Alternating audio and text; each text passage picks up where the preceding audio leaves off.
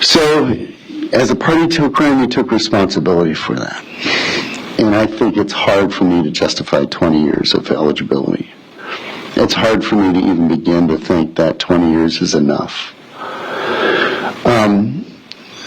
I want you to be, frankly, an old man when you get out.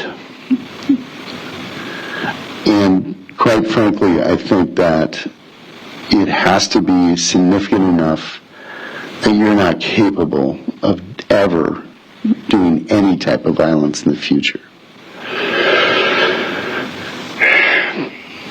So, when I look at that, I still think because of what you're willing to do, I think there has to be a pro-eligibility established.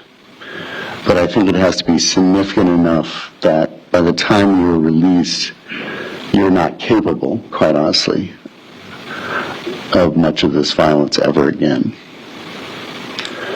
You will live a lifetime in prison before you're released. 3 lives were taken. This is not an eye for an eye concept, but this is the idea that you do not bring that type of horror back to the community.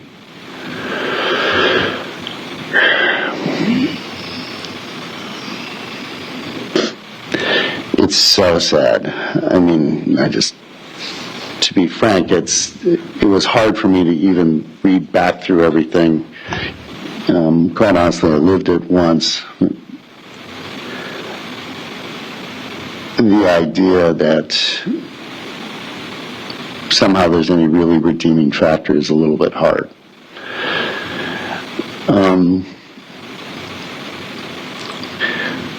I will say this about remorse.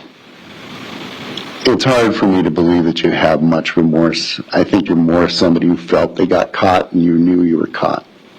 It's also hard for me to believe that you didn't understand what was going on. I agree with pretty much what Mr. Grinke said, is that you did a lot of things to cover up the homicide. From driving, getting rid of the car, driving to the places you did, getting rid of the gun. There was a lot of conscious effort there. It wasn't just drug-induced mania. So I think when you look at that seriousness of the crime, the need for the protection of the public, the rehabilitation aspects for Mr. Rattanasack are fairly low because, quite honestly, I'm not sure over a lifetime, if it doesn't happen then, I'm not sure what would ever have you rehabilitated. Plus, you'll be monitored in order to be released. You're not going to simply be released. You have to establish that. Given your age of 46 years old, I think 35 years before you're eligible as parole would be appropriate. And that takes into consideration some of the mitigating circumstances, but it also takes into consideration the seriousness.